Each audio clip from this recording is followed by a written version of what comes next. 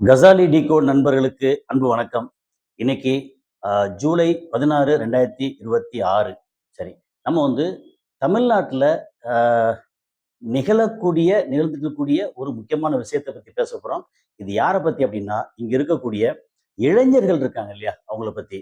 சரி, இப்போ நமக்கு எப்படி பார்த்தாலும் ஒரு 7.5 கோடி பேர் இங்கே இருக்காங்கன்னு சொல்லியாச்சுன்னா, இளைஞர்கள், அதாவது ஆண் பெண் 2 பேரும் சேர்ந்தாலே ஒரு 21 வயசுக்கு அப்புறம். எதுக்கு 21 வயசு சொல்றோம்னா, இது ஓட்டு போடுற வயசு இல்ல. கிராஜுவேட்டா ஆனதுக்கு அப்புறம் உள்ள வயசு. ஒரு 20லிருந்து, ஏன்னா சில நேரம் பாலிடெக்னிக், ஐஐடி இந்த மாதிரி ஒரு வொகேஷனல் கோர்ஸ் இதெல்லாம் முடிச்சாங்கன்னா ஒரு 19, 20 வயசு. இப்போ 20 வயசுல இருந்து கிட்டத்தட்ட 35 வயசு வரைக்கும், அல்லது 32, 35 வயசு வரைக்கும் அப்படி நம்ம கணக்கு எடுத்துட்டோம்னா, நம்ம மொத்த மக்கள் தொகையில எப்படி பார்த்தாலும் குறைஞ்சபட்சம் 25% இருக்காங்க அப்படின்னு சொல்றாங்க. இப்போ 25% அப்படின்னு சொல்லியாச்சுன்னா, ஒரு 2.5 கோடி பேர் இளைஞர்கள் இருக்காங்க.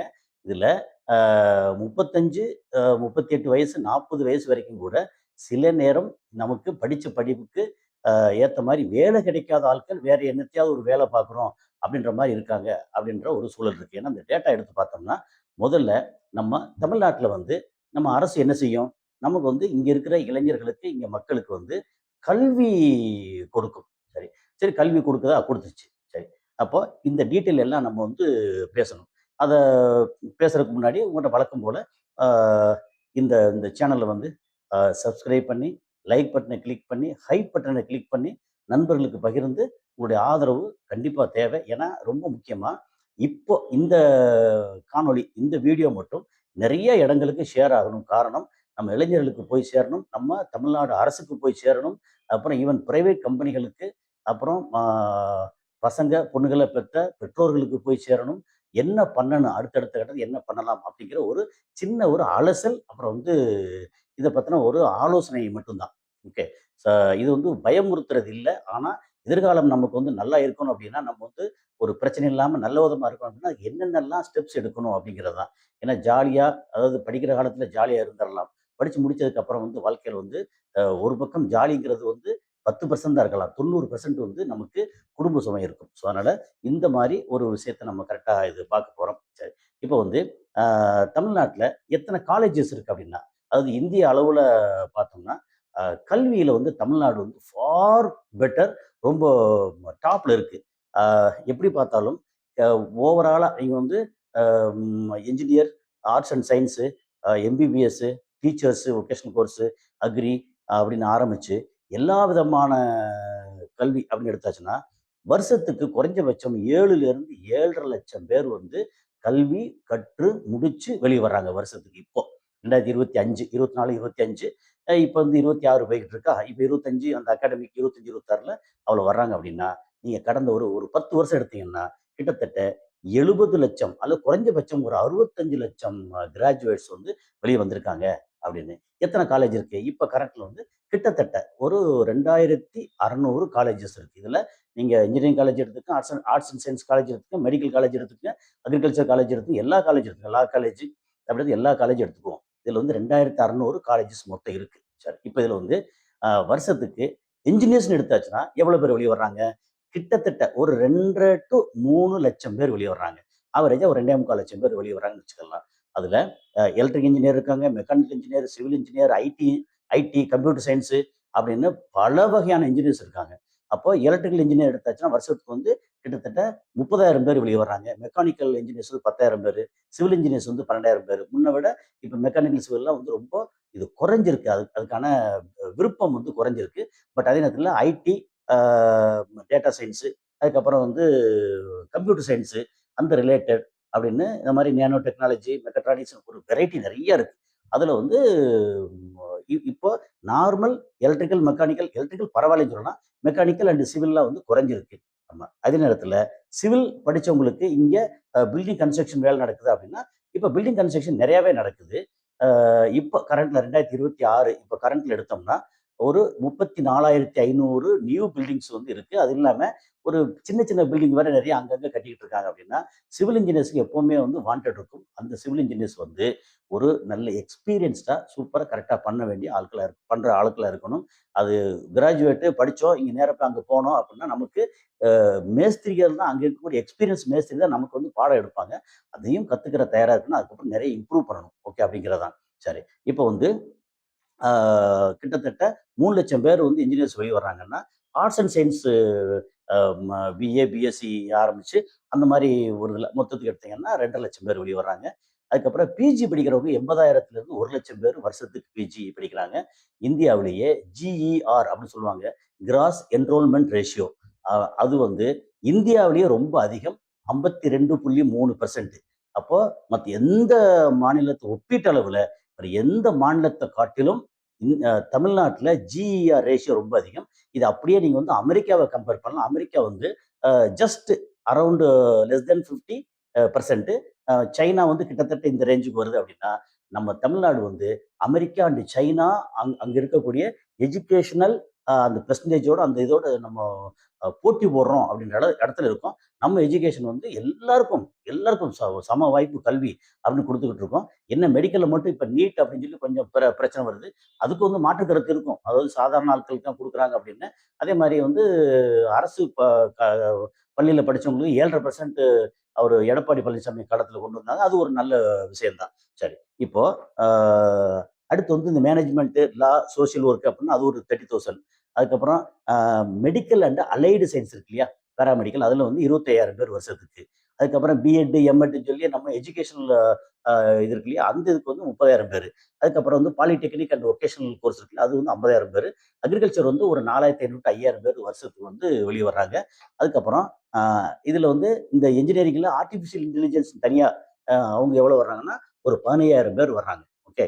ஸோ இவ்வளோ பேர் வந்து கிட்டத்தட்ட 7,00,000 பேரு அல்லது 7,50,000 பேர் வரைக்கும் 7 டூ 7,50,000 பேர் வந்து வருஷத்துக்கு தமிழ்நாட்டில இருந்து கிராஜுவேட்ஸ் வெளிய வர்றாங்க. இதுல பக்கத்து மாநிலத்தில இருந்து கொஞ்சம் உண்டு. ஓகே. அது மேபி சம் பெர்சன்டேஜ் மேபி 10, 15, 20 அது கரெக்ட்டா தெரியல.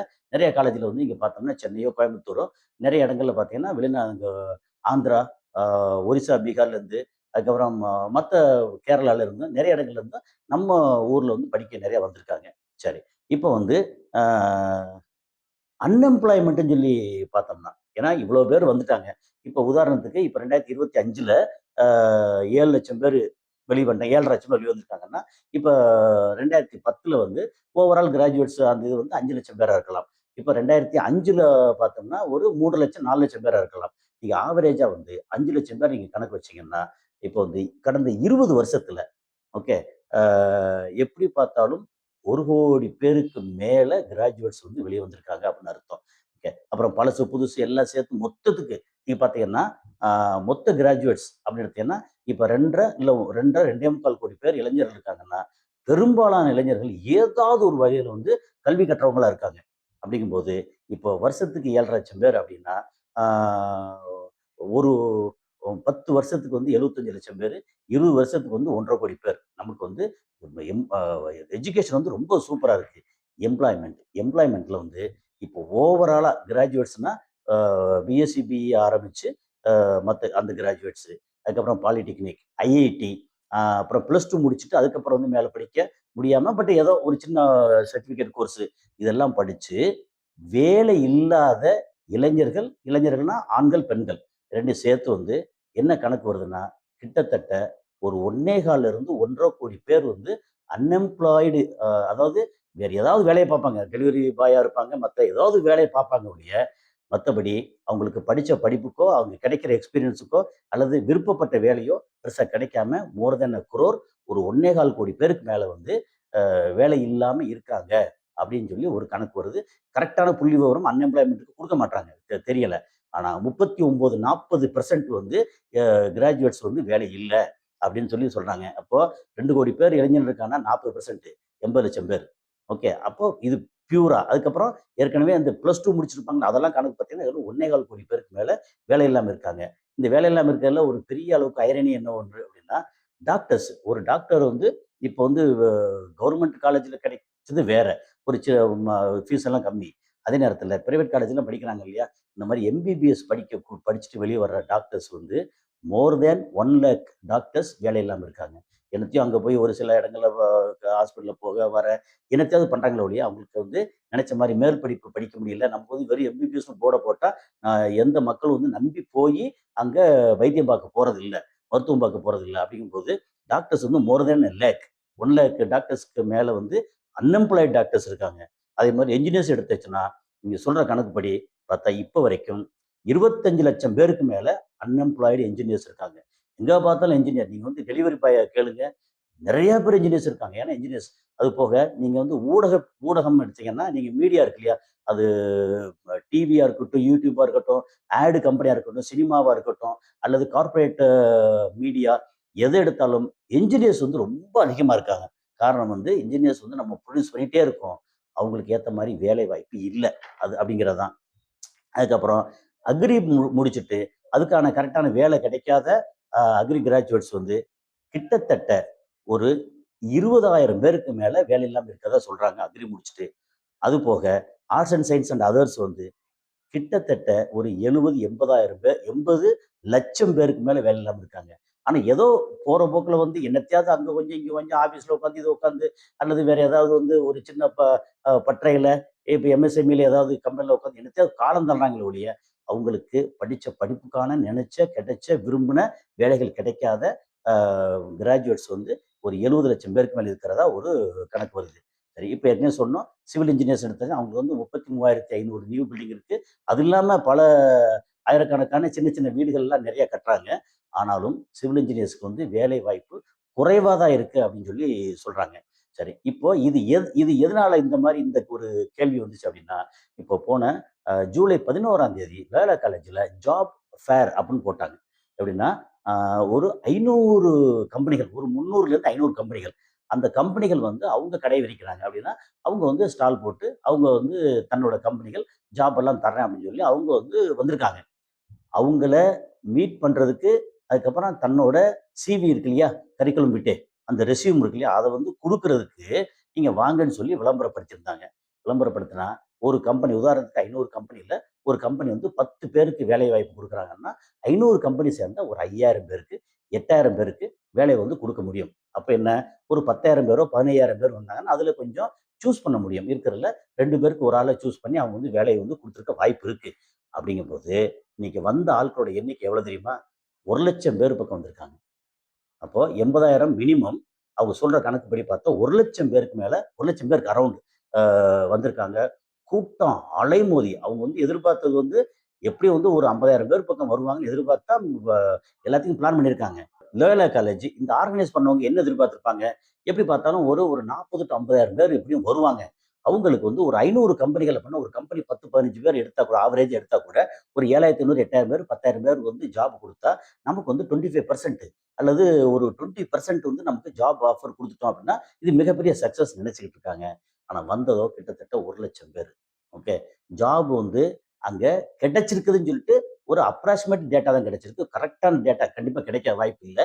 அங்க கிடைச்சது வந்து அரௌண்ட் 5% ஆஃப் த பீப்புள் அங்கே அட்டன் பண்ணாங்க இல்லையா, அவங்களுக்கு ஜாப் கிடைச்சிருக்கு. ஜாப் வந்து ஆஃபர் பண்ணியிருக்காங்க, இன்னும் ஜாப் ஃபுல்லாக கையில் கிடைக்கல, பட் கிடைக்க வாய்ப்பு இருக்கு. அப்படி எடுத்தீங்கன்னா வெறும் 5,000 பேர், 6,000 பேர் பக்கம் தான் அவங்க வந்து ஜாப் வந்து ஓகே அப்படியே ரெஸ்யூம் வாங்கி வச்சுட்டு நான் வந்து கூப்பிட்றேன் அப்புறம் ஜாப் ஆஃபர் அப்படிலாம் பண்ணுறாங்கன்னா ஒரு கிட்டத்தட்ட 5,000 பேருக்கு ஜாப் கிடைச்சிருக்கு. இந்த 5,000 பேருக்கு ஜாப் கிடைச்சதே உண்மையிலேயே வந்து பாராட்டப்படக்கூடிய நல்ல விஷயம்தான். ஓகே, என்னன்னா இந்த அன்எம்ப்ளாய்மெண்ட் அலைமோதல் இருக்குல்ல, இதுல வந்ததுல பெண்கள், ஆண்கள் எல்லாமே உண்டு. கிட்டத்தட்ட கிராஜுவேட் எடுத்தீங்கன்னா, ஒரு கிட்டத்தட்ட 50 அல்லது 45% இப்ப ஃபீமேல் அப்படின்னா, 55% மேல் அல்லது ரிவர்ஸ்ல இருக்கலாம். ஏன்னா சில இதுல என்ஜினியரிங்ல சில இதுல பார்த்தா ஃபீமேல் கம்மியா இருக்கு, மேல் ஜாஸ்தியா இருக்கு.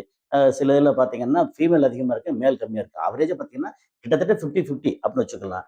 அப்போ இங்க வந்த கூட்டத்துல பார்த்தீங்கன்னா, ஆண், பெண் எல்லாம் முட்டி மோதி வந்து ஜாப் கிடைக்கணும். என்னன்னா, இந்த கோர்ஸ் முடிச்சுட்டு 22, 23 வயசுல கோர்ஸ் முடிஞ்சிருது. இப்போ பிஜி பண்ணாலே 23, 24க்குள்ள முடிஞ்சிருது. முடிஞ்சதுக்கு அப்புறம் வந்து வேலை கிடைக்கணும். வேலை கிடைச்சு கல்யாணம் காட்சிகள் அடுத்து குடும்பத்துக்கு அடுத்த லெவலுக்கு போகணும். அப்புறம் பிஜி பண்ணா 21, 22 வயசுல முடிச்சா கூட பிஜி பண்ணா 24 வயசுல முடிஞ்சிருது. அதுக்கப்புறம் ஜாப் வேணுமே. ஜாப் இல்லாம நம்ம வந்து எம்இயோ, எம்எஸ்சியோ அல்லது வேற அதாவது போஸ்ட் கிராஜுவேட்டிங் படிச்சு முடிச்சுட்டு ஒரு சாதாரண ஒரு கம்பெனில போனா யூ ஆர் ஓவர் குவாலிஃபைட் அப்படின்னு சொல்லி சொல்றதுக்கான வாய்ப்பும் இருக்கு. இதெல்லாம் தாண்டி ஓகே, நல்ல ஆ இந்த இந்த இந்த நேரத்தில என்ன சொல்றதுன்னா, அன்எம்ப்ளாய்டு வந்து இப்ப சப்போஸ் 5,000 இங்க ஒரு 10,000 அப்படின்னு சொல்லி சொல்றாங்க. இது வந்து கிடைக்குதுன்னு வச்சுக்கங்களேன். இப்ப ஜாப் இல்லாதவங்க 1,00,00,000 பேருக்கு மேல இருக்காங்கன்னா, இது என்ன நடக்கும்? இங்க வந்து ஆ வடநாட்டுக்காரங்கலாம் வந்து கிட்டத்தட்ட 80,00,000 பேர், 70,00,000 பேருக்கு மேல 1,00,00,000 பேர் பக்கம் வந்து இங்க தமிழ்நாட்டுல வந்து வேலை பார்க்குறாங்க. நம்ம தமிழ்நாட்டு மக்கள் வந்து வேலை பார்க்க ஏன் வந்து துப்பு இல்லையா? ஆ ஆர்வப்படுறது இல்லையா? அப்படின்னா, நீங்க வந்து படிக்காம சாதாரணம் இருக்கிற ஆள் வந்து எந்த வேலை கிடைச்சாலும் வயித்து பசிக்கு என்ன வேணாலும் பண்ணுவாங்க.